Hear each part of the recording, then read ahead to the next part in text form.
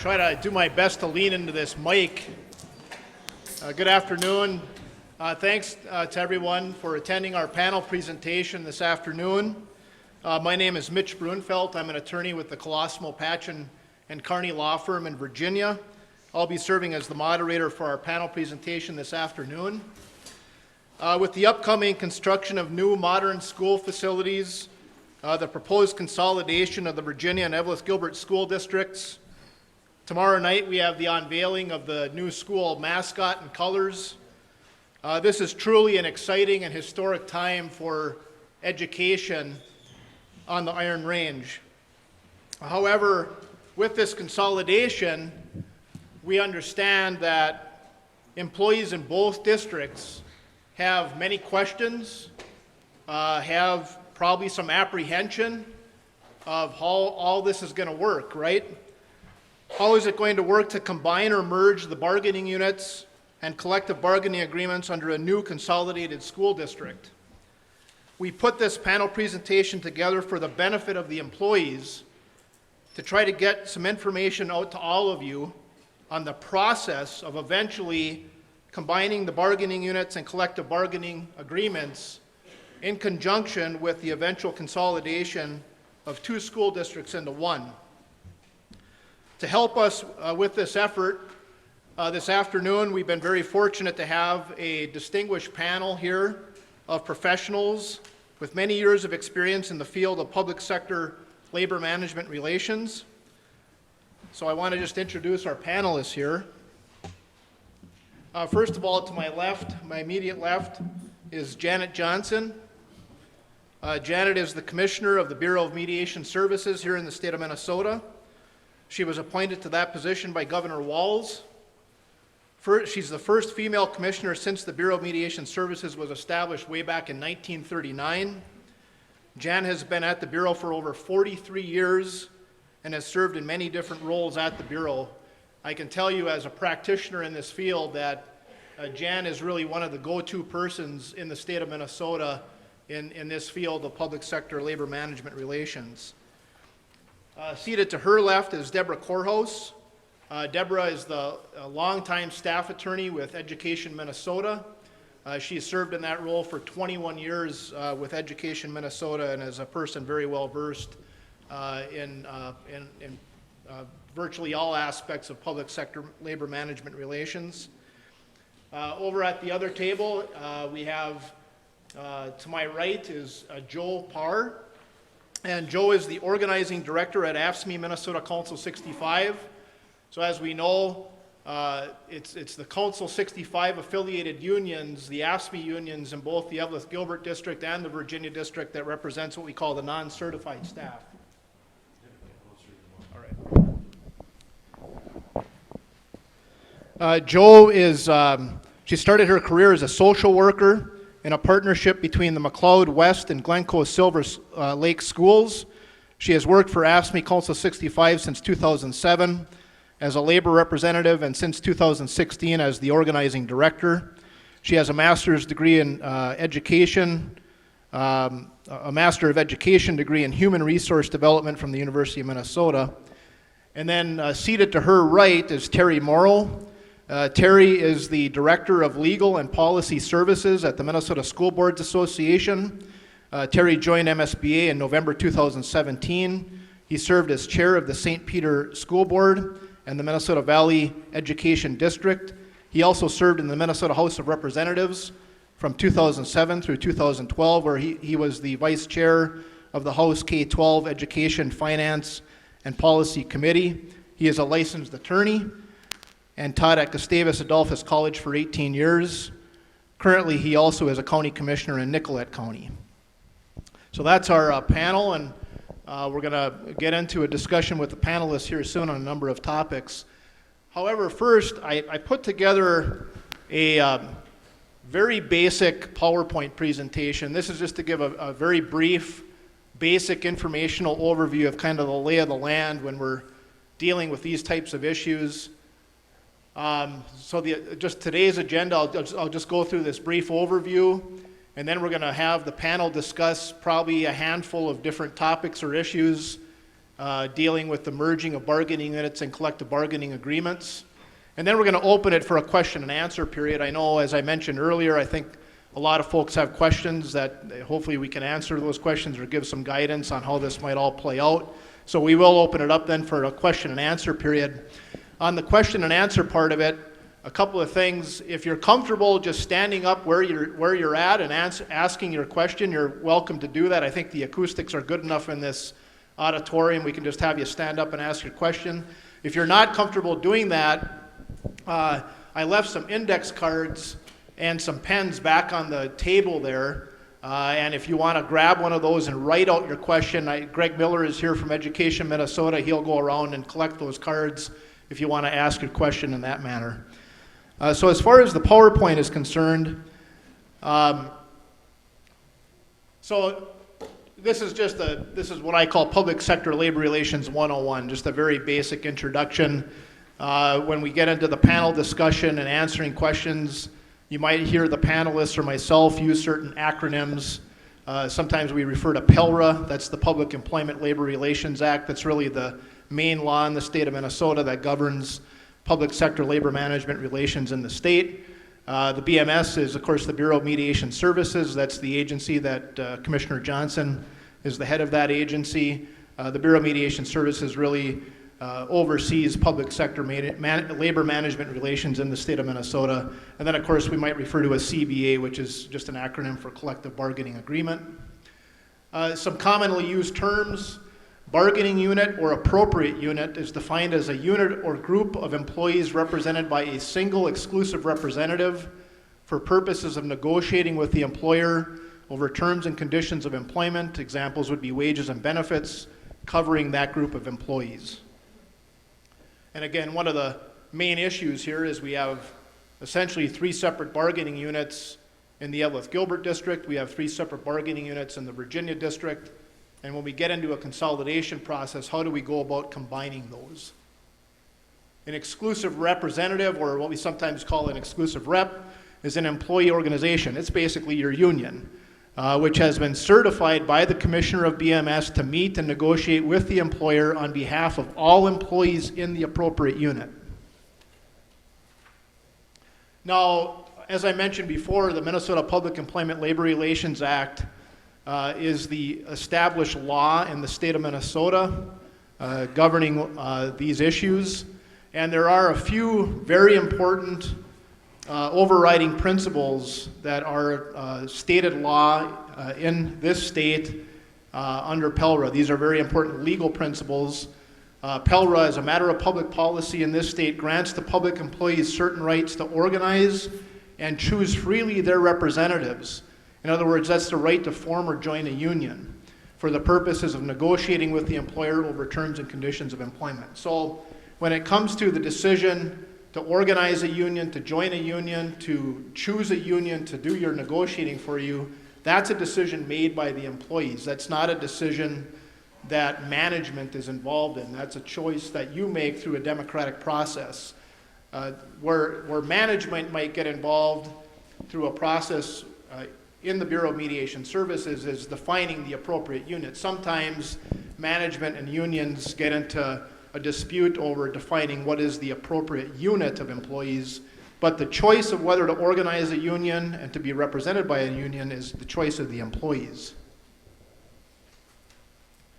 PELRA also requires public employers to meet and negotiate in good faith with public employees in an appropriate bargaining unit, and PELRA requires the results of those negotiations or bargaining to be reduced to a written agreement, which is known as a collective bargaining agreement.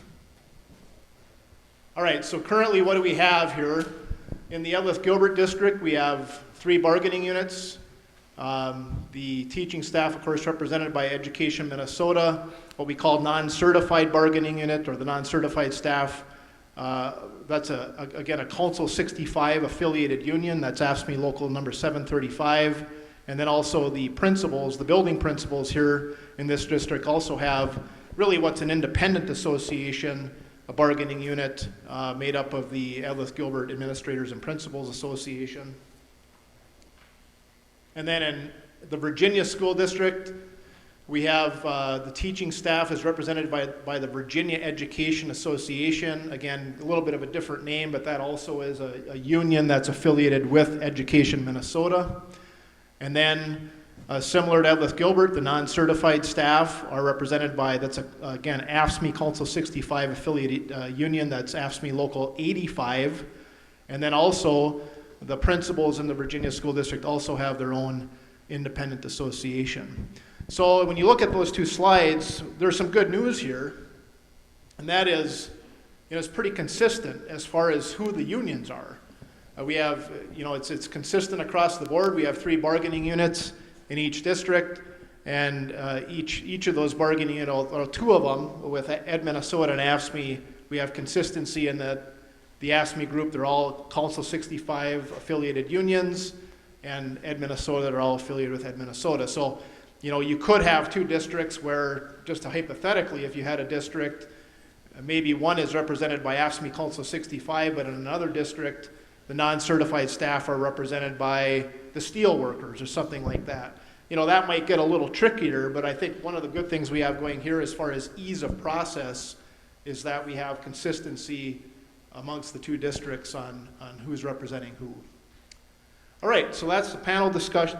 That's the brief overview. Now we'll go into the panel discussion. So one of the questions I want to frame up for the panel is that, so now we have employees in 2 separate districts. If we go through a consolidation process, I think the target date to consolidate the 2 districts, the target date is July 1st of this year. So let's say as of July 1st, we have a new independent school district.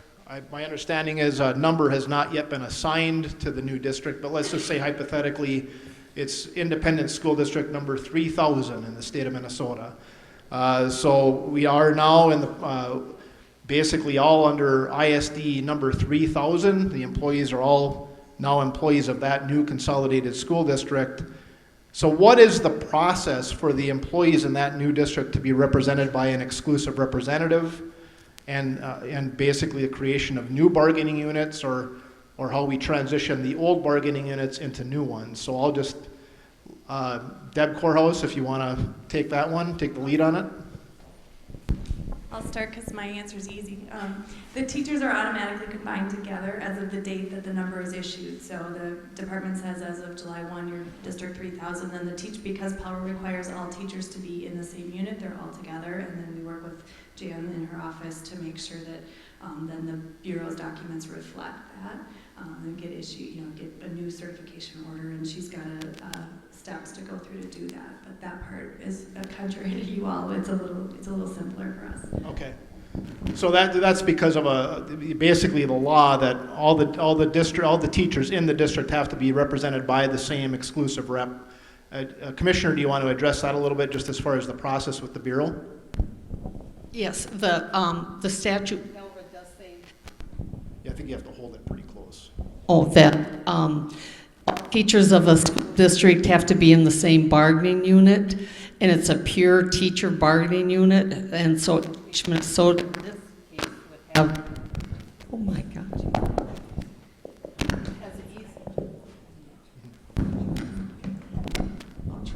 Has an easier time than maybe AFSCME does, because they would just combine. There's no redefinition of the bargaining unit. It's all teachers of ISD 3,000, if that's the number that's assigned to this consolidated school district. Education Minnesota at that time would have to do a new constitution and bylaws and submit it to the Bureau with a petition with the new name, whatever they're going to call themselves under this new consolidated school district. They would have to give us that name of the new organization, whatever they're going to call themselves, and they have to develop a new constitution and bylaws and submit it to the Bureau, and at that time we would recertify whatever they're going to call themselves to represent all the teachers in the newly consolidated school district 3,000. All right, so it sounds like the process for the AFSCME group is a little more complicated. So maybe Joe, if you could give us kind of the union's perspective on, you have two separate locals, one in Eveleth Gilbert, one in Virginia, both under Council 65's affiliation. How does that work for you folks as far as those employees becoming part of a combined bargaining unit for AFSCME? Okay, a couple things first. To start off with, this isn't a new thing, the consolidation of districts. Obviously, in Eveleth Gilbert, you've been through it before. I believe it was in 1993. And there was a big push in the 90s to have these consolidations, and so a lot of them happened then. So AFSCME has been through this before a number of times with you in Eveleth Gilbert and in places across the state. But nobody's been doing it a ton since the year 2000. For AFSCME, for the non-licensed or non-certified staff under the statute, which is in addition to PELRA, there's a consolidation statute, 123A.48, and then there's a subdivision that specifically deals with non-certified staff and what happens for you folks. So good news is you have two locals with the same union. So there's, we're AFSCME 65 over here and we're AFSCME 65 over here, but we have two different local numbers, obviously. So at the point that the consolidation occurs and the number is assigned, your current contracts stay in place there's a 90-day sort of window, and in that window then AFSCME has to file that we are the exclusive representative and what the new certification would be. And so it is our intent to do that within the 90 days for folks who are not in leadership within your AFSCME units. Your leadership team from both Eveleth Gilbert and from Virginia are already meeting together to talk about how this will work to help get turnout here tonight so you can get your questions answered by people. So we're confident that your labor rep, Amanda, who you all saw here, and myself or Serena Virgin, our executive director, will help through this process. So there's a little bit more hiccups and separate subdivisions, but it's not as complicated as it could be. Just wanted to add to what Joe said. If you didn't grab them when you came in, there are handouts back. I think Greg's back there. The statute that Joe is referring to is the green one. And then there's another statute as well. And then just a summary of MDE questions and answers, the Department of Ed. So in case you didn't grab those handouts. Yeah, so it sounds like we're very fortunate in terms of the handouts that are back on the table and what the panelists have explained here. It sounds like the process itself is already pretty well defined in statute as far as statute or rule, how this will all take place as far as combining the bargaining units. So then that gets to the next question. So if we're again just talking about timelines, and we are looking at a hypothetical or projected consolidation date of July 1st of this year. So what happens then with collective bargaining agreements? So for the teaching staff and the non-certified staff, the process of putting in place a new collective bargaining agreement or negotiating those terms and conditions, it's kind of a chicken and egg kind of a deal, I guess. Does that process start even on a provisional basis prior to July 1, or does everything have to basically come after the effective date of the consolidation as far as negotiating new collective bargaining agreements? So from the Ed Minnesota side? So I would say both groups have currently resolved contracts that are good through 21. So those, and I think everybody went into those contracts knowing that this was coming. So what the statute provides is that if the consolidation happens in an even year, the parties' contracts continue in effect, even post-consolidation, until a new joint agreement is ratified. So the folks that are under the EG contract continue under that contract. Those folks under the Virginia contract continue under that contract until there's a joint agreement that is negotiated, and that's pursuant to state law. And from the other side on AFSCME? We currently, I thought I had turned my ringer off, I apologize. We currently have one group that has the tentative agreement that's been ratified, I believe, and then we still have one contract that is open and going to mediation. So that's sort of our first step right now, is to make sure that we get that current contract that needs to be finished, resolved, so that everyone knows where they're at with their benefits and their wages. Then from there, I think there is the ability to meet if the parties are ready. I don't think that there's a need to drag it out longer if that's the case, but certainly we want to make sure that we're complying with any timelines that are either with the Bureau with the 90 days or looking at as things start moving around for the consolidated district to make sure people know where they're going to land. From the Ed Minnesota side of it, even though the collective bargaining agreements would remain in effect, I mean, is there any prohibition on the consolidation happening moving forward very quickly with the negotiation process for a new collective bargaining agreement, or would you wait until the normal time frame when those 2-year contracts are coming up for expiration? Up to the parties, whatever they think is in their best interest. I mean, it could be that you run into snags that you feel like you got to address quickly, or there's so much, things happening in the transition that it's just too much to also add a contract into it. So I think that's really up for the parties to decide. So effectively then, you will have a situation where if those contracts would remain in effect, that you're going to have the groups are going to be split out. Some employees will be continued to be covered under one and others. So basically those who are formerly Eveleth Gilbert teachers will continue to be covered under that contract, and same thing for Virginia. But how does that work as far as the benefit packages and that type of thing? Whatever contract they're under is the contract they're under. And I would say, though, that if you said the plan is to consolidate this July, if there's a snag in that and they don't actually consolidate till the odd year, then different rules apply. And then at that point, because Virginia has the most bodies, the Virginia contract rules everybody. So that would that's all dependent on when the district actually moves forward. Terry, any thoughts on this from the MSBA perspective? Can I? Sorry, go ahead. Yeah, Joe, go ahead. Yep. First, the green papers that were handed out that have the statute on it, it is the subdivision 21, so I think it's the second to the back page of the 4 or the 5 pages. But one of the things, and Mitch, we can do this before giving Terry the opportunity, but I think one of the things that the groups want to hear at this panel is from you as a representative of the districts of what the district's intentions are for this process. My members know that they can call me or Amanda up anytime and hear us talk. This is kind of unfettered access to you, so I encourage them to ask you some questions about the same things you're asking us. So I don't know if you're prepared for that at this point. Well, I think at this stage with where the districts are at, with the consolidation process, I don't think that that's something that they've got into detail as far as what their strategy is for that.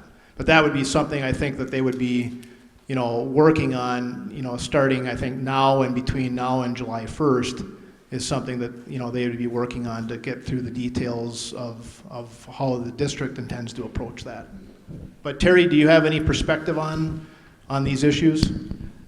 No, I think Deborah and Joe have done a wonderful job of describing how the contracts work once the July 1st date is reached. And I would encourage folks to look at either the goldenrod copy if you're a teacher or the blue copy. At the same time, Mitch, certainly the boards themselves are reorganizing. I won't get into detail about that unless folks have a question as to what's going to happen with the 2 school boards themselves.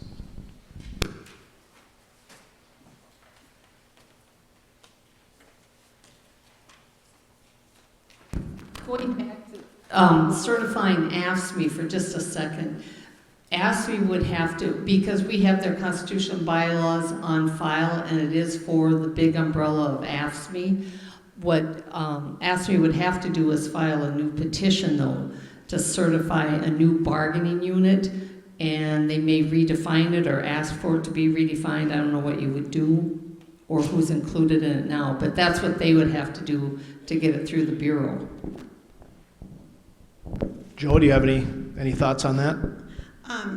That was my understanding, and that Regis certification can be done based on the fact that they're already AFSCME. It's just defining the unit to make sure that it's appropriate. So it's not an election, but rather the paperwork to make sure that it's all correct, that at the Bureau it is an appropriate unit that belongs together. That would be the same with the principals, because there's a principal bargaining unit in both districts now. Those principals, they can combine because the statute said those are pure principal, assistant principal units, but they would also have to do kind of what Education Minnesota is going to have to do, come up with a new constitution and bylaws and a new name for their organization. And our records show that the community ed directors are also organized at Eveleth Gilbert. Okay. So at this point, anything else on just kind of I think that's the main part of this as far as the process is the bargaining units and the collective bargaining agreements. I think we've kind of laid out an overview of that. So I think we want to give folks an opportunity to ask questions.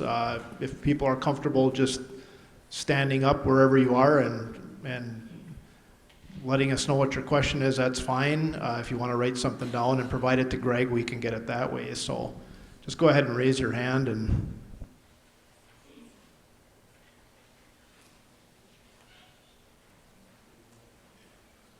somebody must have a question.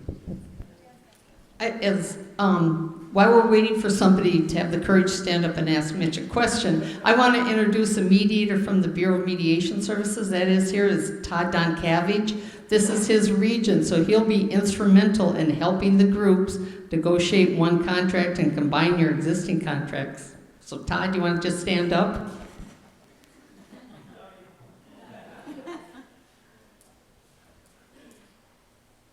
They already got a question. Go ahead, sir. A few minutes ago, we were talking about for the teachers' side of things, if we negotiate starting July 1st, or if we wait until the current contracts are up. I believe it was the gal kind of just two down from you there, sir.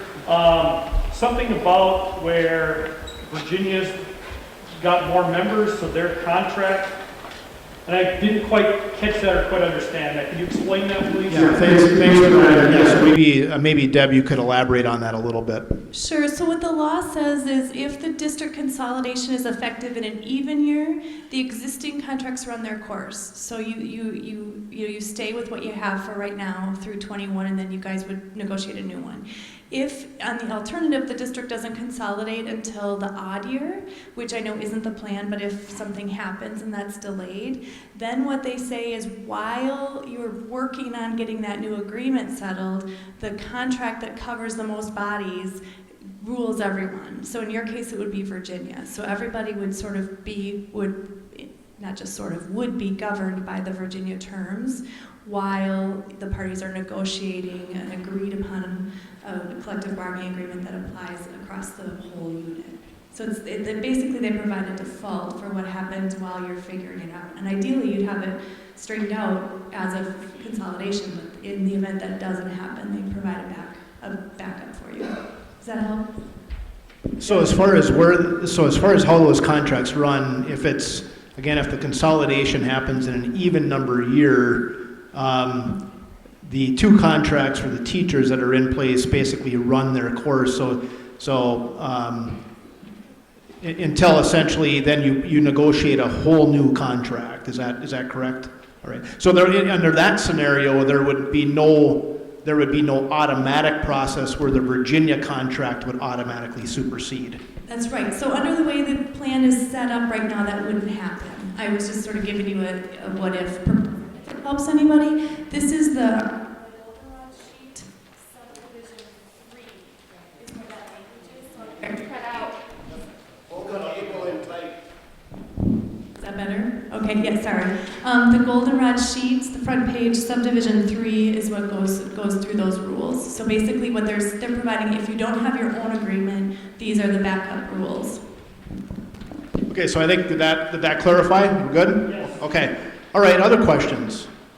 Somebody way up there. Go ahead. What can we expect if there's a position that's represented in one district but not in the other? For instance, Eveleth Gilbert, our IT department, myself, are represented, but I don't believe the Virginia people are.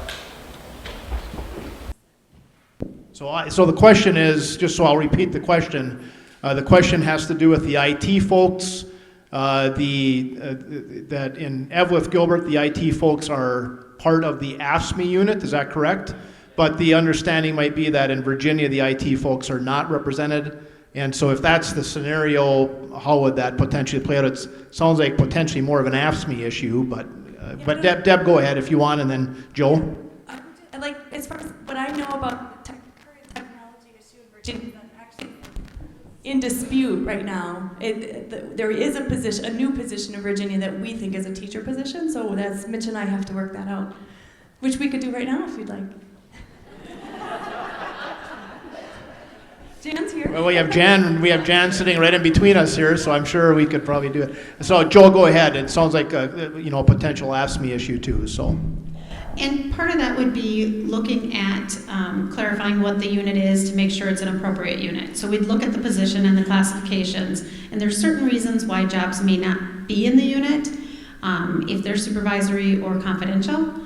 And so we look at what makes up the job, and confidential is a different standard than you deal with confidential information, because everyone here deals with confidential information. It has to do with negotiating for the district on behalf of the employer against the unions and some other things like that. And so we'd have to look at the positions and see if it is appropriate for them to be in or if it is not. And of course, I always like to have the final say and would like to make the decision, but there's some other folks who might have opinions on that as well. And so what I'm going to do is have the commissioner address that, because in a situation like that, there actually might end up being a disagreement between district management and the unions as to whether a particular position should be in or out of a bargaining unit. And so there is a process through the Bureau of Mediation Services where that would ultimately be resolved. So I can just maybe have the commissioner talk a little bit about that process without weighing in on the substantive merits or demerits of the situation. We're not going to get into the merits at all.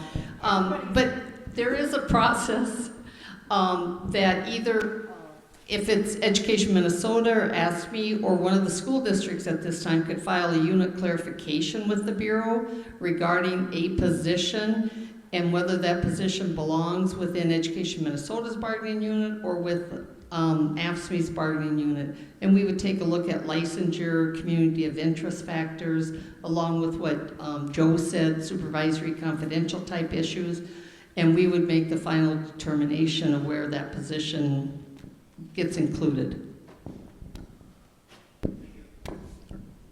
Okay, other questions?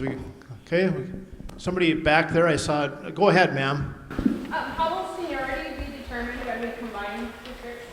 Now, are you AFSCME or Ed Minnesota? That might help clarify a little bit, but with the AFSCME, so yeah, you're going to be combining two separate bargaining units into one, obviously. So the question, just to repeat the question had to do with seniority and how is that determined, seniority standing. So the way that works, obviously, in the Eveleth Gilbert district, the AFSCME folks, you have a seniority list. People are ranked on that seniority list depending on when you started your employment, and then Virginia's got the same thing with AFSCME. So Joel, from the AFSCME perspective, how would you see that working when you try to combine the seniority lists of two bargaining units? Well, there's a couple things to think about. In the statute, it talks about the first day that you had an employment within the district, that it would go back to that. But sometimes you have different kinds of seniority within your bargaining units, and so those things would be a little bit more nuanced. Like, for example, maybe I was a bus driver for 4 years, and then I switched and I became a paraprofessional for a certain amount of years, so I have my seniority for the district for my vacation and sick leave or whatever benefits I accrue, but then I might also have position seniority. And so it's going to partly depend on your contracts and looking at the different types of seniority that exist within them and what needs to exist within the new agreement. Maybe I could ask a question about just general bargaining unit security, or I'm sorry, bargaining unit seniority. So if we were just talking about bargaining unit seniority, to more seniority in the general sense. And now, I'm not sure if the two contracts would define the seniority date quite a little bit differently. They probably don't. I think it goes back to, the first day to hire or what have you. But could be a circumstance. I think it would be probably maybe a little unlikely, but it could certainly arise. And this, I think, might go to what the person is asking too, and that is, let's say you have an employee in the AFSCME unit and an employee in the Eveleth Gilbert AFSCME unit that, the Virginia unit and the Eveleth Gilbert unit that have the exact same seniority date. So it's basically a tie. I mean, is there a tiebreaker process? Is there any concept that you've used in elsewhere in the state as far as you combine two bargaining units and people end up with the exact same seniority date? Is there a tiebreaker or anything like that? Without knowing exactly what's in the contract, some contracts already have things in there and they'll say seniority, if there's the same date, will be by lot. And I don't really always know what that means. Sometimes they say they're going to draw straws. Sometimes they say they're going to flip a coin. Sometimes it's whoever's name is first in the alphabet. I don't know what's in the contract specifically on that issue, if there was a tiebreaker for seniority. But if that is the case, we would have to look at whether or not there is if there's nothing in the contract, a fair process that we can apply uniformly to everyone to have a tiebreaker on that. So from the Ed Minnesota perspective, we're talking about seniority standing. Of course, when we get into ULA situations, that's an important concept. So maybe from a teacher's perspective, could you address the seniority issue? Absolutely, yes. So the law requires that we have a combined seniority list with the current folks. The new contract will negotiate how that is done going forward, that, all of the new people, how they're added to that seniority list. One thing with your groups is one of your lists, your seniority date is your first day worked, and one day is your first day hired. So you may have people who started working the same school year, but one has an earlier date because of the way your seniority list worked in your district. Now, the statute does say if there isn't an agreement, that people should be treated as though schools started on the same day, which would then trigger the tiebreaker process. And for teachers, the statute mandates a tiebreaker process, so you all have one. And we're not allowed to use like a coin flip. It has to be like a licensure number or something a little bit more substantive. So we'll have to look. I haven't looked at the combined list to see if there are conflicts like that. There really are two steps. One is a combined list, and then the second is going forward how people are added to the list. I would say that unlike a lot of these groups that end up consolidating, it doesn't appear that there will be layoffs involved. Maybe you can provide some reassurance on that, Mitch. But that doesn't mean seniority isn't important, right? But I think in a lot of places where we get involved in consolidations, they're doing it because they're losing people, and there are a lot of layoffs, a lot of people losing their jobs as a result. And I have not heard that that's the case here. Let me ask this on the seniority part of it for the teachers. So just to clarify this, so we talked already about the fact that in an even-numbered year, there would be two collective bargaining agreements that would effectively still remain in place and go forward. But if the consolidation did happen on July 1 of 2020, you're saying that at that point there would be a combined seniority. So you'd have two separate bargaining agreements, but on the seniority part of it, the seniority roster by law would have to be combined in some fashion. I think that's the practical result. I think, again, the likelihood you're going to have probationary folks that are I don't think you'll get into having to use it, but I think that's probably the practical result. Okay, does that help on the seniority issue? Okay. All right, other questions? We got a gentleman right in front here. Go ahead, sir. Is this that there are going to be kids that are going to be moved in order to build these schools.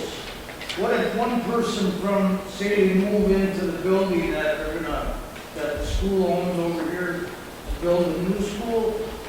As long as we're a combined unit, what if the guy in Virginia wanted to post into that job? Would that be the Eveleth people going there, or would they have the right to move into that building? So that sounds like probably more of an AFSCME issue, right? Is that right? So the question is essentially if the districts combine on July 1st, but we still have a number of these existing facilities that are operating, the ability to essentially post or bump from one building to another? Right. Okay. So if somebody wanted to basically bump into a position from the Eveleth High School over to the Virginia High School. So, okay. All right. So first of all, I think that it would depend on, I think, if there was a vacancy or a newly created position that occurred. So if you are now a combined bargaining unit and you're all employed by the same consolidated school district, I think if there was a vacancy, if you were working in the Eveleth Gilbert building, but a vacancy occurred in the existing Virginia High School, essentially, that would be posted to the bargaining unit, and there would be rights to post for that position, or if there was a newly created position. But Joe, do you want to address that a little bit as far as rights to post to a position? I want to try. And this answer isn't going to be as clear as you probably would hope that it would be, but in part, if everything consolidates July 1st and that happens over the summer and we don't have new agreements in place, you're under your old agreements. So you're going to have your language that already exists, and it doesn't necessarily allow for the new building that's being built. Another piece that will be a part of that will be when the posting goes up, do your postings say, this is the Eveleth Gilbert School, this is the Virginia School, this is at the high school, this is at the elementary, or does it say this is a paraprofessional position and you find out the location later? And so those will be things that we're going to have to be talking about as we create proposals for our negotiations, because if we don't have an agreement in place, you would go under what's in your existing contracts. And so it's going to be a little bit messy. No, I would say from the district's perspective that once you're all employed by the same consolidated district, it would be our position that you wouldn't have automatic rights to just out of the blue, just bump somebody in a different building to get that position in the building. I think there would have to be, if there was a reduction in force of some type, then of course seniority would apply as far as people having, if a position was eliminated and that person had seniority standing, then that might trigger some bumping rights. But if it was just out of the blue, I'm going to go and bump this person out of a position because I want to work in the Virginia building, I think the district would take a pretty strong position on that. But again, in situations, if there were an elimination of a position that triggered a senior employee's right to bump a junior employee, or if there was a newly created position where you could use your seniority standing to post into that newly created position, or if somebody left and there was a vacant position. So maybe you work at the Eveleth Gilbert building, a vacancy is created in Virginia because somebody resigned, then that oftentimes will trigger the ability of somebody to use their seniority standing to post into a vacancy. Mitch, Go ahead, Terry. Mitch, I may have misunderstood the question. So tell me if I got the question wrong in my head. I thought you were asking if there was a position in a school, say in Virginia, and because of construction, the kids were moved to another school. Do those kids now come under the employees of the Eveleth Gilbert, or do the employees who were with those kids travel with them during the construction process if they move from one building to another? I thought that might be your question. Dad, and if we have, say I retire tomorrow, who's to say an Eveleth Gilbert person with more seniority couldn't bump one of us out to come to Virginia? We're a combined unit already, so is that possible? So if you retired, are you talking about if you retired and somebody? Position in Virginia, and this guy over here got more years than the people in Virginia, can he bump over there? Well, I think he could only bump over there if there was an event that triggered the bumping right. So traditionally what triggers a bumping right is, again, if a senior employee's position is eliminated, typically that would trigger the right potentially to bump a less junior employee, as long as you're bumping into a position where you have the qualifications to do that work, or if there's a particular license where you would need to do that work, you'd have to have the appropriate qualifications to do it. But if you did and your position was eliminated, you could potentially bump other people. I guess what I'm not saying about the bumping rights, it's say if I retire tomorrow, there's a job position open in Virginia. Now we're a combined unit. This guy in Eveleth says, hey, I got 25 years there. There's nobody there that got 25 years. I want to go to Virginia. not a bump position, but, you know, that would, Yeah, go ahead, Joe. I think Joe might have go ahead, Joe, do you? Well, it's still not going to be a 100% clear answer. However, I think we were sort of marrying bumping with posting. And so what you're saying is there's a vacancy because you retired. a guy from Eveleth can come over to Virginia and post into that job. Is that? Are you retiring from a position in Virginia? Is that what you're saying? Yes. I mean, that's what I'm assuming. Okay. So now there's this vacant position in Virginia, and your question is there somebody who's got a ton of seniority over in Eveleth? Can they post into that position? Now, eventually you will be one combined unit, and you will have specific things that talk about how folks can apply for vacancies and what your seniority means. And I don't know how you will shake it out with your negotiations here. I have some contracts where folks are in different locations, and they basically say a para is a para is a para, and yep, that Virginia person could come over here and the Eveleth person could go over there.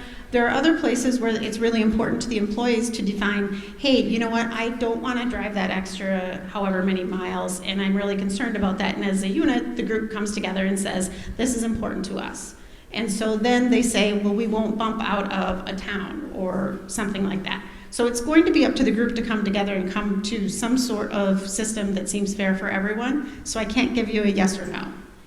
Yeah, but I think that's a very good point, and that is that the way you're describing it in general, just in general terms, when you are now a combined district, you're all employees of the same district, you are part of a combined bargaining unit, and if you retired from your spot in Virginia, a retirement of an employee is a classic way that a vacancy in a position is created, right? So the typical process would be that when that vacancy is created, the school district administration has an obligation as far as filling that position. They have to post it to the bargaining unit first.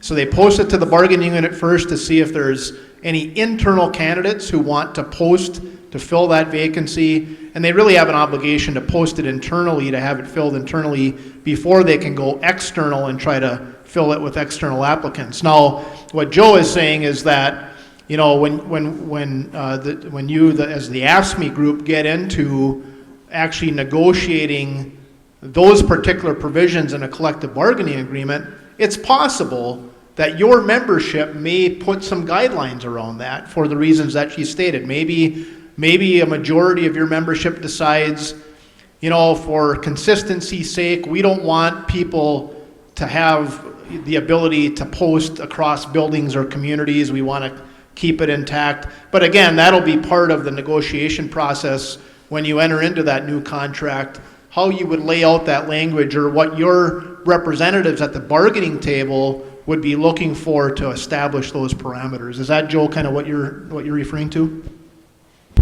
It is, because there's several ways that can be applied. It could be applied by town, but it could also be applied with, maybe I'm a person who I love K through 5, and that's what I enjoy working with, and I'm a para. I would maybe not enjoy working with high school students, so that might be another way that you would define people's skills and abilities and how people post between different positions. It really will depend on what your leadership decides together. what I'm saying though is if you, once you consolidate with one unit until we have a bargaining, right? Until we have an agreement, we're going to be on both of our own contracts, right? So when you say they're going to post that internally, does that mean they're going to post it in Virginia and Eveleth because we're one consolidated unit, or are they just going to be consolidated or posted in Virginia? That's my question. You got to post it both ways, don't you? I think we're going to have to look very carefully at the language in both of the agreements to make sure that everyone in the agreements are protected.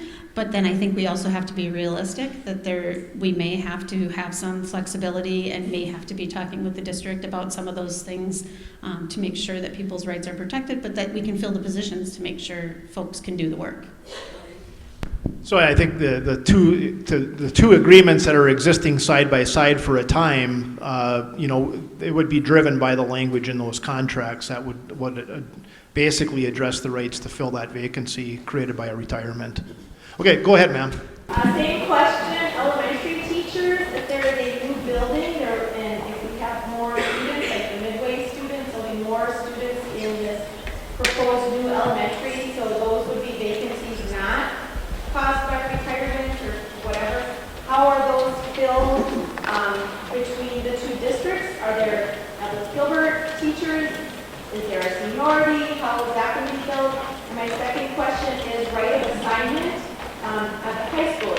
Is this a seniority? The teachers will decide what classes they will teach, or will it be right of assignment based on principals and administration appointing teachers to be teaching what grade levels and what subject matters? All right, so, and yeah, and just to frame up the question, the first part of the question is, yeah, there's a, you know, if we do have, if one of the first buildings to open is the newly constructed elementary building in the former Eveleth Gilbert district, and because that might be completed before, well, would be completed before a new elementary building is built in Virginia, if that leads to some large inflow of new students from the Midway area who, because of the shorter distance, want to go to that closer elementary, there's many more students there. So from the Ed Minnesota perspective, any thoughts on that?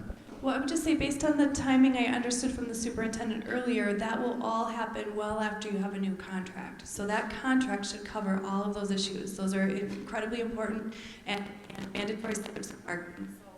Who gets to transfer where? Do you get mileage? If you know, are they asking for volunteers? Are those openings? How do you apply for those jobs? All of those things are terms and conditions of employment that should be addressed in the bargaining agreement.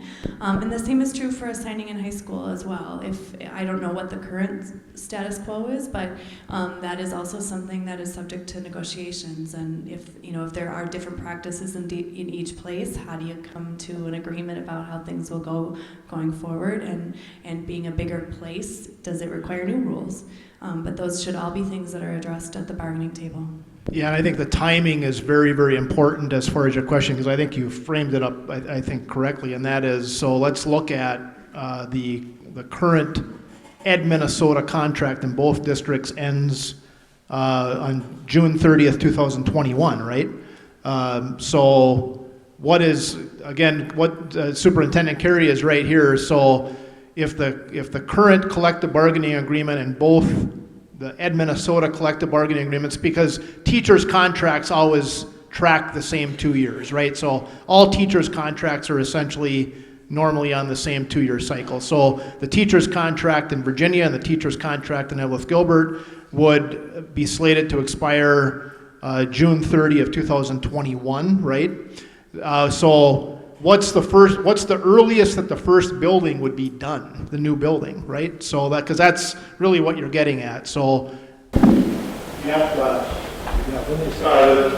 contract should be expired by the time our first building came online in 22. So really what'll happen, and that's a very key point, and that is with the time frame, with the build-out time frame on these new buildings, since the earliest building that'll be constructed will be constructed after your current teachers' contracts expire, obviously when we get to the negotiating table to negotiate the contract that will replace those two current teacher contracts, I'm sure that will be an issue that Ed Minnesota will be bringing to the table to get some clarity, maybe in contract language, on how all of that would play out as far as who goes where once the new buildings are constructed. So would you answer that the same? I'm looking at the goldenrod paper, the subdivision 1, where it says that your larger pupil building will receive your most senior staff, but it also says then on the bottom that then your representatives could negotiate a different division of assignment. Yeah, let me address that straight up. So that subdivision doesn't apply to you all because The precedent before that language talks about a consolidation in which one district is divided, or the dissolution of a district that's attached to two other districts. That's one type of reorganization. It's not the kind of reorganization you have where you're combining. So you can ignore that sort of language that talks about the most senior teachers moving to one place. So if I understand, our bargaining committees, our new contract between both of us will decide on that. That's what you're saying. That's right. What I say, it's a term and condition of employment. So you have to sell it to the employer. You have to get them to agree. But the first step will be, getting you all to agree what you want to ask for, and then what you can negotiate at the table. So obviously, when we get into negotiating the new master collective bargaining agreement for teachers that will replace the two current ones that expire at the end of June in 2021, you're now combining, two districts. You had two long-standing collective bargaining agreements that have been in place in both those districts with language in those contracts that goes back. Many of the language provisions goes back years and years. So when you get to the point of negotiating a new contract, that is going to be a very comprehensive process. The representatives for the teachers who come to the bargaining table, I'm sure, will have a very long laundry list of proposal items, language items, things that they want to see in a collective bargaining agreement that would address some of these issues. And likewise, district representatives representing the school district in that negotiation will have a long list of things, and it'll, the negotiations as a point, counterpoint, proposal, counterproposal, horse trading kind of a process, and it'll all play out that way. So, but I know that, given the complexity of combining teaching staffs from two school districts, obviously that there will be very extensive discussions on those particular types of language provisions in a new contract. Deb, anything to add on that? Or I'm sure it'll be very spirited discussions on how to handle some of that. Gentleman way in the back there, go ahead, sir. Well, let's say we're not consolidated, because we were told this was going to be a collaboration. Is this consolidation for sure now? No, that's actually a great question. So this, Terry may want to weigh on this a little bit too, but the consolidation is not necessarily a done deal. I think we've framed this discussion up, hypothetically, that if this consolidation goes forward, but here's the deal. I mean, so what'll happen is, as I understand the statutory process, and we kind of laid this out when they were passing the resolutions, or when they went ahead to initiate the consolidation process.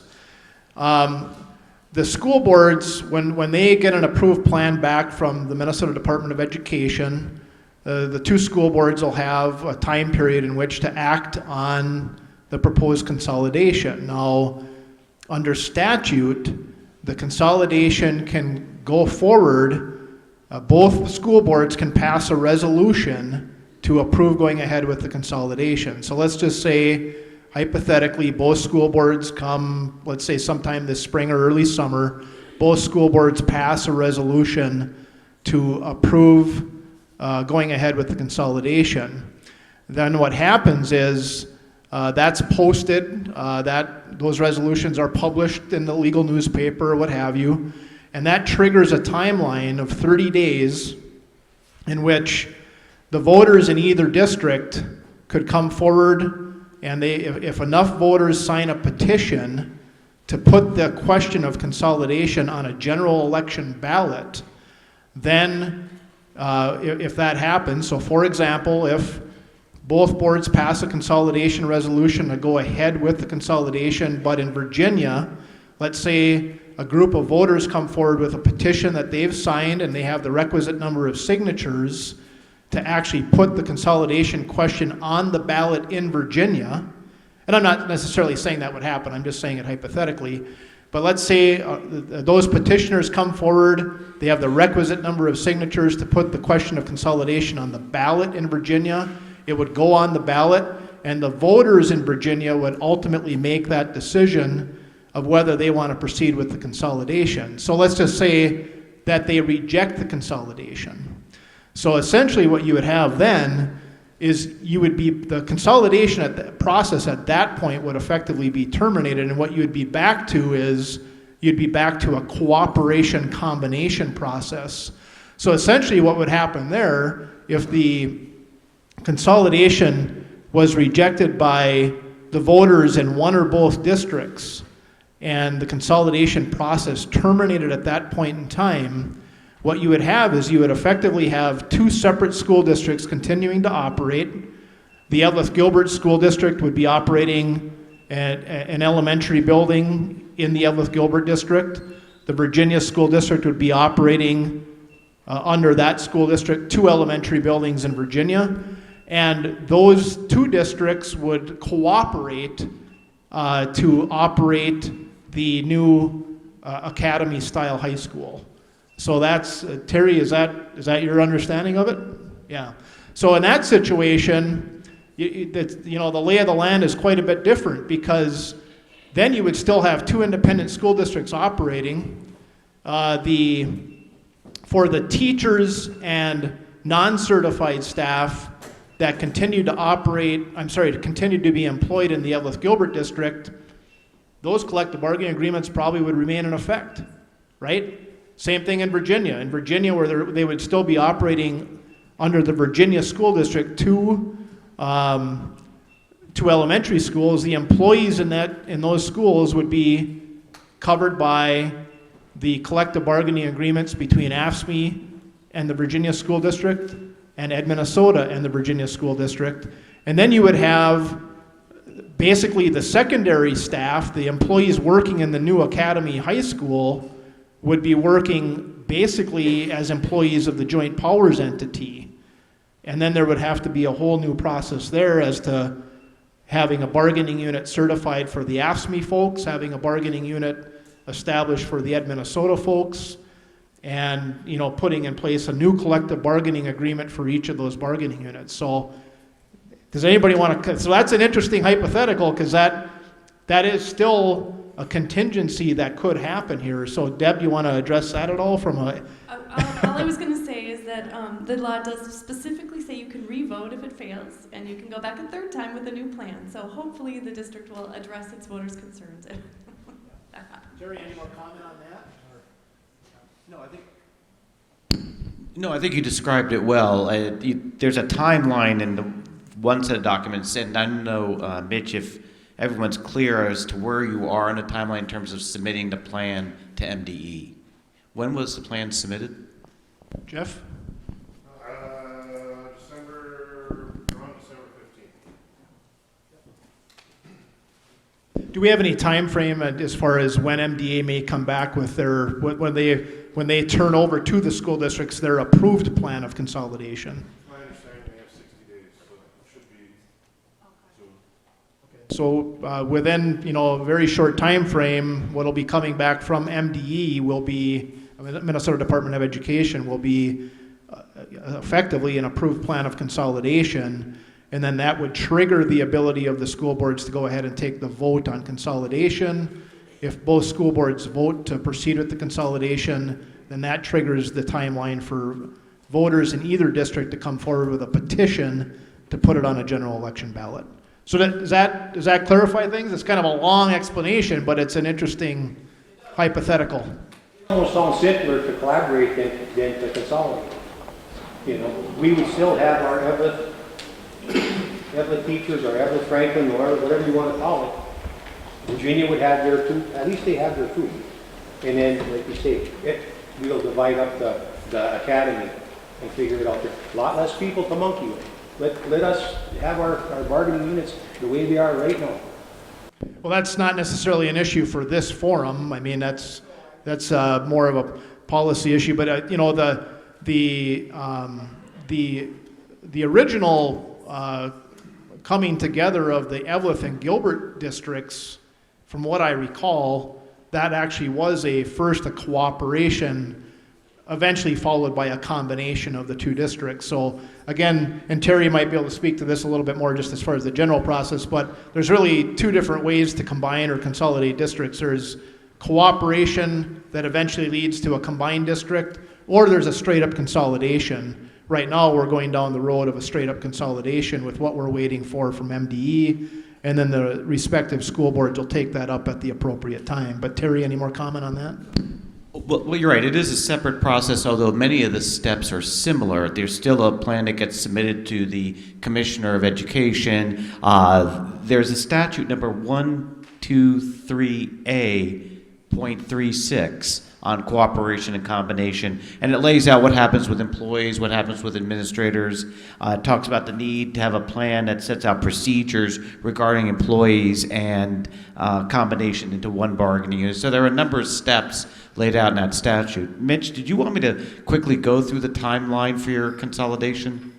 Yeah, if you want to just do a quick overview of it, sure. Yeah, I'll just go through the sample one, and I think using the December date, if the plan was submitted to MDE in December, as you said, MDE has 60 days to approve, modify, or reject, which I think would put you sometime into February. Typically in March, April, the school boards would act on the proposed consolidation. That takes a number of steps. There's some publication requirements. They can call for an election. Citizens can petition for an election if the school boards can't get a majority vote. In April or May, the school boards publish a notice of intent to consolidate, which triggers the 30 days that citizens can then petition to have an election. The school board can provide at least 10 days notice of the election in May, June. It's in June or July, assuming that it's going forward, the consolidation is going forward. Commissioner assigns school district number after receipt of order from the county auditor, setting the effective date of the consolidation. Okay, that's a little bit more of a general policy, but going back to the issue of, combining bargaining units and collective bargaining agreements, other questions way in the back? And yeah, go ahead, ma'am, you have your hand up there. Go back to the previous question about right of assignment. You keep saying when the new contract comes into effect in 21. I think some people are wanting reassurance that if the consolidation happens in 2020, that teachers from Virginia will not be assigned to Eveleth School, and teachers from Eveleth will not be assigned to Virginia schools per right of assignment. I think that's what some people are looking for.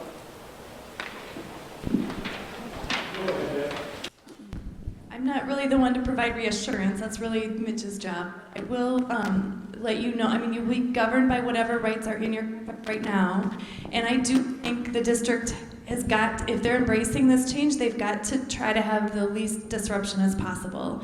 And if there become conflicts about that, we will absolutely help you address that. But if there's mileage issues or other hardships, if they should be asking for volunteers if that's necessary. I mean, all this stuff. I think you guys are going to be a lot of things to work out in this process. I absolutely think that's a significant one. If people have those worries, it should be directly. So I don't know if you have authority to provide some reassurance, but that would be really nice. Well, no, and I don't have that authority. I mean, that's not an absolute commitment. That I can't stand here tonight and make that commitment. I'm not in that position of authority with the school district. That's a decision that ultimately would be made by the administration and the school board.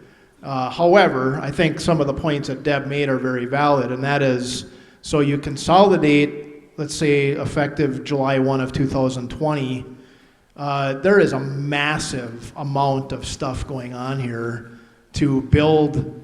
This is roughly a $200 million plus construction project to build these modern facilities.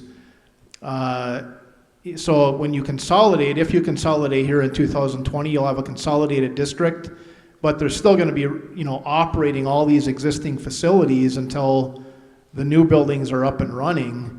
And with everything that folks have on their plate to get this done and get it done right, to get these buildings built, I mean, there's just so many moving parts to this thing. again, I don't want to necessarily speak for the school board or the administration, but I don't think it's going to be practical that that the school boards and the the combined school board, which will be a very large school board when they start, that the school board or the administration are going to be, moving people interchangeably in all sorts of different directions. I just think that would be kind of destabilizing in an already extraordinarily complex situation with many, many moving parts to it.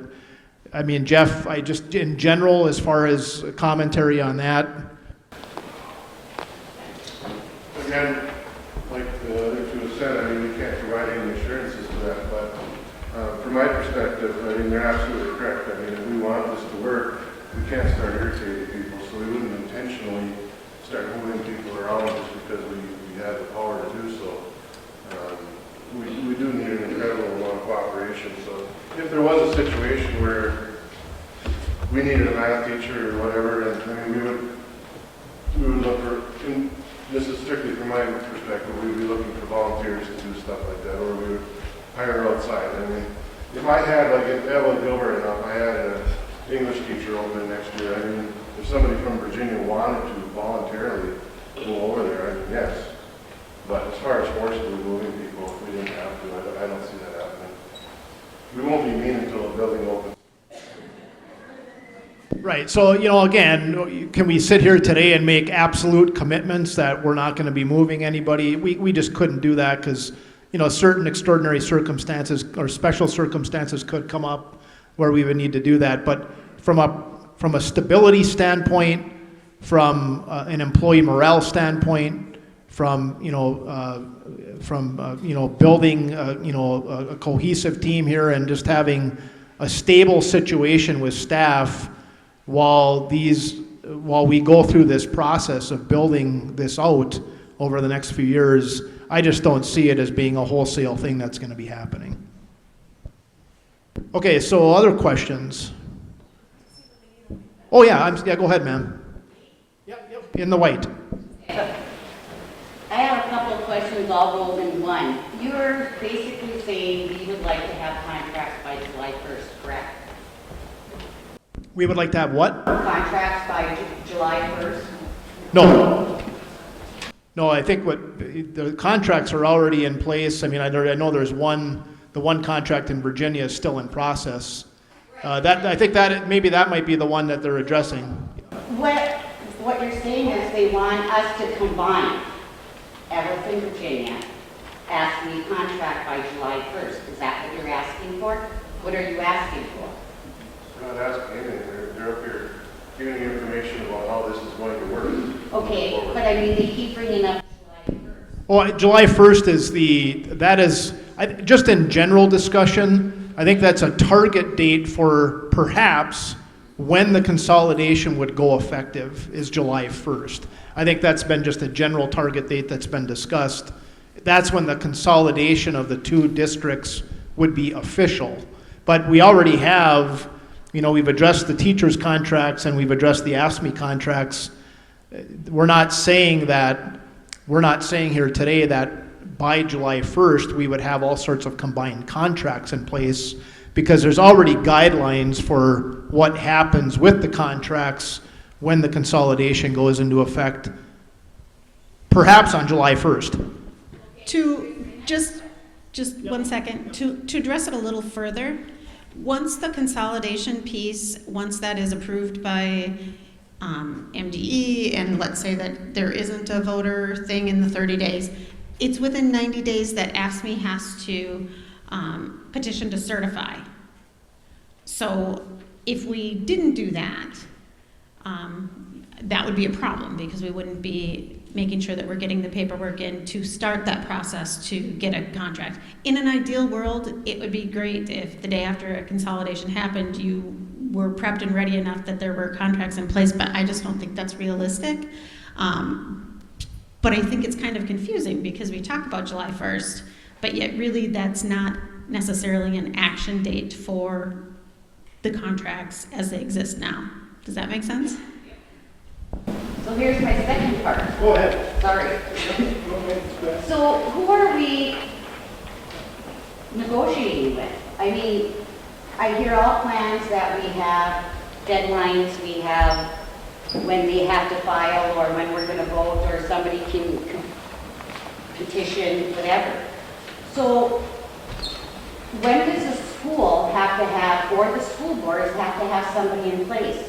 I mean, who's the management team? Where are they coming from? Where's the school boards coming from once they combine? Is there dates that we're looking at? I mean, I get we should sit down and kind of plan ahead to look at what we want on our contracts, but we should kind of know who we're up against, and we should kind of know what kind of money we're going to work with. I'm just saying, you can't sit down at a table and expect people to say, okay, we want this, and this for our contract, but we don't even know who we're dealing with, or a date, or a time, or. So when the consolidation does actually happen, you're going to have a new school board. You know, the school boards from the two districts will be combined into a single school board, and they are, you know, the policy making body for that newly consolidated district, and they will make decisions on the appointment of administration. In other words, who they will hire and appoint for the key administrators that will operate the district. The school board, that combined school board, will set a budget. So they'll do all the traditional things that school boards normally do as a combined school board. Now, it's going to be a large school board because initially when they combine, there's a process where the school board will be, I think it's 13 initially, and then eventually there's a process where it will go down to a more traditional sized school board. But that 13-member school board at the time that the consolidation goes live, in other words, goes effective, that school board will make those decisions. So when you get to the point of negotiating a new teacher's contract or a new AFSCME contract, there will be people representing the school board in that process, whether it be administrators or negotiating representatives. You will have access to what the budget of the new consolidated school district looks like. So that's how that will play out. Now, how much of that information will actually be developed before, again, using July 1st as a hypothetical date, if the consolidation actually happened on July 1st, how much of that type of information will be laid out or available or developed prior to July 1st? Maybe some of it as general planning or projections might be available. But again, when the new school board takes their seat of the new consolidated district, at the time the consolidation goes effective, they will function in that capacity. And that's who, and as far as who will you be up against, that's who you'll be up against, is the new school board and whoever is representing them at the bargaining table. Mitch, has the school board or the combined board talked at all about what the structure they plan to use is? I think that's a part of what the question is. The budget part, we can get into that as it's more developed and we can make our information requests, but I think part of what she's asking is, are you going to have all 13 people at the table? Is it going to be one administrator? Has the board made any decisions about how that will look? Well, it will be a 13-member board, but Jeff, or do you want to address any? I don't think there's been some, as far as joint board meetings that have happened, or if they've planned on how that might all look when they first effectively consolidate, they have a 13-member board, what some of the administrative staff structure would look like. If they've done some preliminary planning, I don't know the details of that, but Jeff, I don't know if you can fill in any of the gaps on that. Yeah, as the joint board right now, as they're currently talking about administrative structure, that's the first point of picking employees, so to speak. And when that gets done, we have not spent any time talking about how we're going to begin talking to those various bargaining units. This tonight was supposed to be the first step in that process, and we'll have further discussions about moving forward. Okay, go ahead. Okay, so one of the contracts is in mediation, and we still have settled tentatively, how is that going to affect if the one that's in mediation doesn't get settled by July 1st? So you have a contract. You're part of the group that's operating under a contract that ended in 2019, right? Yes. Okay, so that contract, you continue to work under that contract. That contract is still governs the relationship between the parties. So, if you don't succeed in negotiating a new one here, let's say in the next couple of months, you continue to operate under the old contract. I mean, there is the contract in effect rule that it's kind of getting into the weeds a little bit about the contract in effect rule. If you've been in mediation for so many days, then the contract. Well, Go ahead. Joe, why don't you go ahead and address that? Okay.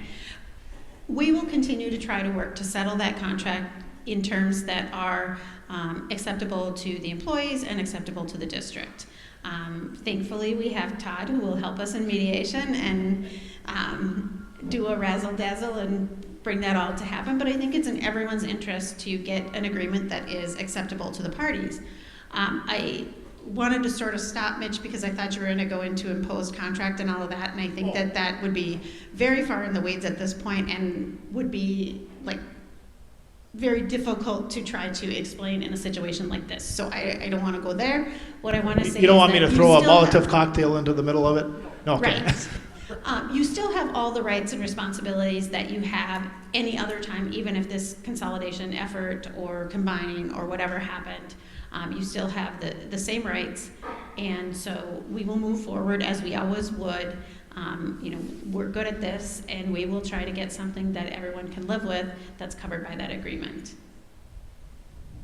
But as far as what we talked about before, as far as how the agreements continue forward, when the consolidation goes effective, those contracts continue forward. And that would include a contract that, if it had an expiration date back in 2019, but the parties are still operating under that collective bargaining agreement, that would be included in that same category. Is that right? Yes, we would have the continuing contract in place. Right. But with that being said, yes, I'm confident that your union and the district will continue to meet and negotiate to try to settle a contract. And you do have the services of the mediator from BMS.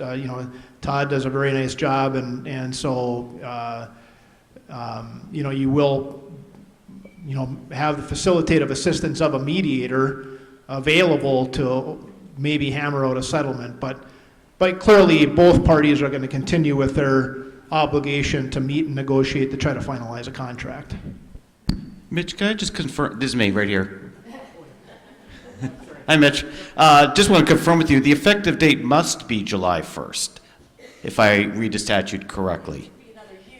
It could be another July 1st, but it can't be September 1st, for example. Yeah, by statute it says that it's going to go effective July 1st, right? So, okay. Okay, other questions? There's been a lot of good questions. Way in the back again, go ahead.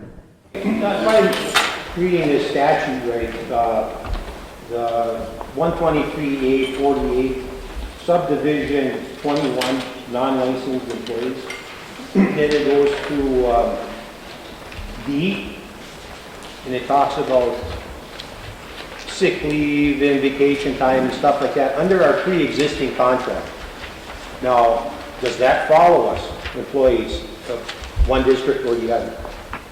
We go into a new contract, a new district, are we going to, because this is a sizable amount of money for a lot of us people in Eveleth, are we going to lose our? You mean accruals that you already have on the books from the years that you've worked here? I'm sorry. Yeah, you are asking about, for example, you would have accruals on the books of sick leave. You're asking, what potentially happens to that with whatever happens to your contract, right? So, sir, I think you were in paragraph D there. And the second sentence reads, any sick leave, vacation time, or severance pay benefits accumulated under policies of the pre-existing district or contracts between the exclusive representatives and the board of the pre-existing district continue to apply in the newly created district to the employees of the pre-existing districts, subject to any maximum accumulation limitations negotiated in a successor contract. So, yes. Unless you would negotiate something different down the road, which my guess is you would not, because you've earned it. I would just say this is just adding a little wrench into it, but sometimes when groups come together, they've earned their days were longer. So say Eveleth had an 8-hour day and Virginia had a 7-hour day, you get a day of sick leave. We gotta make sure those conversions are fair and equivalent, but it's unlikely that you have that much of a discrepancy, but just a little piece. Right, so I think the read of the statute, and Terry, I mean, you were going over that, and the read of the statute, I mean, basically is saying that, yeah, when this new district goes into effect, you're keeping that. But granted, down the road, when the parties meet again at the negotiating table to negotiate a new successor collective bargaining agreement, that will be part of the give and take of the negotiation process. I would say that I think AFSCME would be pretty aggressive at the bargaining table to want people to hold on to what they've accrued. But again, at the negotiating table for a new collective bargaining agreement, are there potentially going to be negotiation items on some of those things, particularly on caps? I mean, that's gotten to be a fairly common thing in negotiations as far as what people are able to accumulate up to a cap. Could that be on the table in negotiations? Sure, but that would be part of the give and take process. And, and AFSCME and Ed Minnesota are both, very, very strong advocates for their members and trying to hold on to those things. Sometimes they succeed, sometimes they don't. It all depends on all the overall dynamics of what happens at the negotiating table and what the different horse trading items are. But under this statute, and I think Terry is correct, what it's saying is when we combine or consolidate, those things will continue forward that you've accrued. And they would only change if you agreed to negotiate something different at a later time. On the drop dead date of this happening, it wouldn't just go away. And I think the employer would come into negotiations expecting that status quo stays. I don't think we need to cause any additional worry. Okay, maybe a couple more questions, and then we're going to close it up and get the panel members back on the road. They got long drives, I think, ahead of them. So go ahead in the front there. Yeah, go ahead, ma'am. In the new agreement, so if we're a full-time employee, can we be downgraded to part-time, or would we be offered similar hours to what we are currently working? My understanding is when we consolidate, if you hold a position that's defined as a full-time position, you'll hold on to that. I mean, but again, the current contracts are going to stay in effect for a period of time. Now, through the negotiation process of a new successor contract, could some of that be changed? I mean, sure, some of those items might be negotiable, but I don't foresee that there would necessarily be a change in your hours, but the newly established school board would look at that. Obviously, the new school board would look at, what are their staffing needs based upon budget and based upon student count, what are the overall staffing needs, and then the school board would have to make some decisions in that regard. But did any of the panelists have any points on that? We should just emphasize that it's really status quo unless something changes, and that would be a really drastic change that somebody could just their hours just cut like that. I mean, in light of the fact that the districts are going to be consolidating but still operating for a period of time, all the same facilities, right, with all the same programming, or might be some changes in programming, but effectively you're going to be operating all the same facilities until you move into these new buildings. I think the staffing levels and hours are probably going to stay pretty darn consistent. Somebody else back in that area had a question? Greg did Yep, ask okay, me to- yep. oh, sorry. One more here and then we'll finish up. Go ahead. Go with that same kind of question. I know that the Virginia, the AFSCME secretaries, I know in Virginia are 29.5 hours, and AFSCME secretaries in Gilbert are 40. So combining there, I think there could be some issues. And I think that's what I was trying to get at. Bus drivers in Virginia are part-time, bus drivers in Eveleth are full-time with custodians. Joe, do you want to, that's more of an AFSCME type of an issue. Again, right now you would stay under your current agreements. And so whatever is outlined in your agreements as far as your hours and things that are happening, we would expect that they would negotiate terms and conditions of employment for anything that would change. Now, with going to a consolidated district down the road, could there be changes? But we will have opportunities to work together to make sure that we're figuring out what is necessary and what is happening. We can't just blindly agree to something, but I also can't make you a guarantee years into the future. But the status quo that will be in place will protect that people can have some assurance that what you're doing now is there until we negotiate something different. And that will be with input from your leadership of your Democratic Union. Yeah, I'm just going to quick say that I have seen agreements where they say those folks previously employed by this group have these criteria to be full-time. Folks previously employed by this group have these criteria. It's not ideal, but in the absence of being able to have a unified decision going forward, there are ways to kind of lock in those protections going past. Just to, way to trick Todd out of his pocket when he's mediating. We preserve the inability to agree. And I did Greg wanted to make sure I was clear in my earlier statements that the provision that says the teacher contracts apply, the current ones apply, that's a backstop if you can't agree to something new, but you certainly can. And you guys have all raised very legitimate concerns going forward, and the place to resolve those is the table, and you absolutely can get started doing that. So I didn't want to give a misinterpretation or misimpression that you have to stay under those contracts while they're in place. Right, so the 2 year that they continue forward in an even number year that they automatically continue forward, that's kind of a default provision by statute, but the parties would be free if they wanted to get into negotiations right away and negotiate something brand new, they could do that. That's right, absolutely. Right, okay, yeah. Okay, let's see, what way in the back there is holding up a green piece of paper? Thank you for your time. I'm just wondering, will there be more sessions like this coming up in the future as the process moves along?